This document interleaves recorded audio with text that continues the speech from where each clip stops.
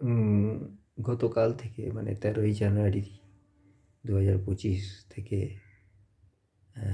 প্রয়াগরাজে শুরু হয়েছে কুম্ভ মেলা। এটা নাকি 12 বছর পর হচ্ছে। তো কোটি কোটি মানুষ এই 45 দিন ধরে, আগামী 45 দিন ধরে ওখানে স্নান করবে, পুণ্য অর্জন করবে। আমি জানি না তাতে কতটা পুণ্য অর্জন করবে। যাই হোক, মানুষের ভক্তি নিজের কাছে, নিজের শিক্ষা দীক্ষার উপর নির্ভর করে সে খুব পুণ্য অর্জন করুক কি না করুক, তার মনের একটাই।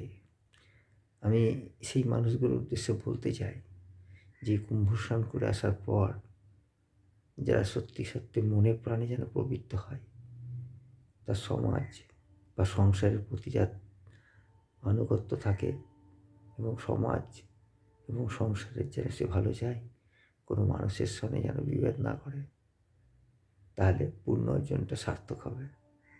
এই কুম্ভ স্নান করার পর বাড়িতে ফিরে এসে বাড়ির লোক বা অঞ্চলের লোকের উপর খারাপ ব্যবহার, অশোভন আচরণ করা থেকে বিরত থাকা উচিত। শুধু কুম্ভতে গিয়ে স্নান করলেই পুণ্য অর্জন হয় না। মানুষের সাথে ভালো ব্যবহারটা করা যেতেই পারে। ভালো ব্যবহার করতে কোনো টাকা পয়সা খরচ হয় না। স্বামী বিবেকানন্দ বলেছিলেন, জীবে প্রেম করে যেই জন, সেই জন সেবিছে ঈশ্বর। তো এই কথাটা যেন মাথায় রাখে।